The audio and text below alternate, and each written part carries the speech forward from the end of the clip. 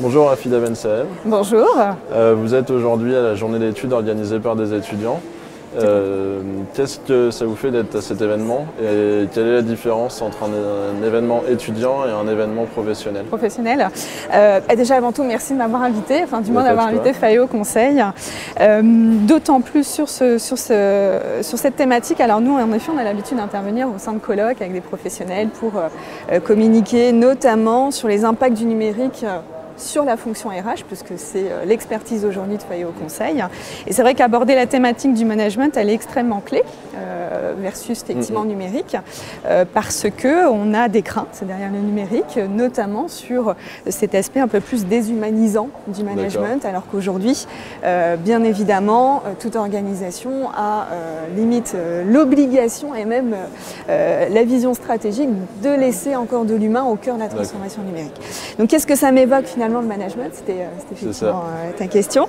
Pour moi, c'est clé dans le sens où quand on est au sein d'une structure et notamment qu'on mène des actions vers le numérique, il faut absolument se tourner vers le collaborateur. Pourquoi? Parce que ça va être lui la vitrine finalement de l'organisation, et ce que va offrir le numérique, c'est une liberté d'expression rapide à l'instant T. Un collaborateur insatisfait va tout de suite potentiellement aller le dire sur les réseaux. Et c'est vrai que ça a à la fois, j'ai envie de dire, un danger, parce que le numérique ça va très vite, mais aussi une occasion unique pour les organisations de pouvoir s'améliorer. D'accord. Voilà. Donc c'est clé en effet de laisser de l'humain, si je puis dire, sous cet aspect management à l'ère du numérique. D'accord. Vous intervenez tout à l'heure justement, est-ce que ça va être votre thématique principale? Alors, en effet, en ce sens, le sujet sur lequel je vais intervenir tout à l'heure, c'est la thématique, la pratique de la marque employeur. D'accord. Vous, comme en effet toute entreprise, va à un moment donné être confronté, si je puis dire, à cet aspect managérial. Et très clairement, la marque employeur va avoir son intérêt dans son aspect de communication, son aspect marketing, mais aussi son aspect RH.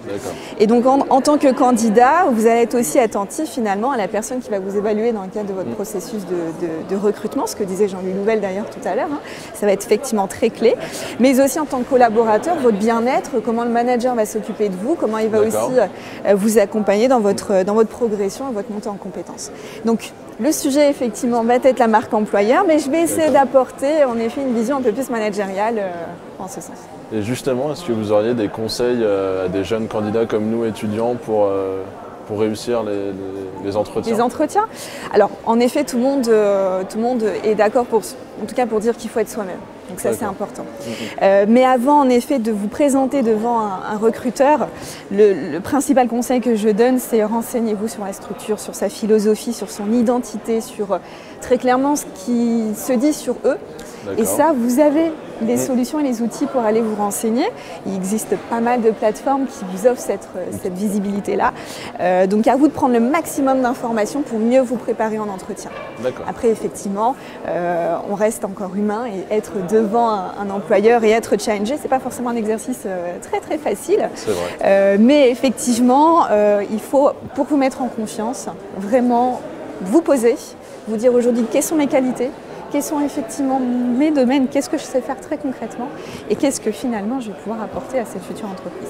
D'accord, très bien. Merci beaucoup. Merci à vous et puis bonne journée. Merci. Bonne intervention cet après-midi. Merci beaucoup.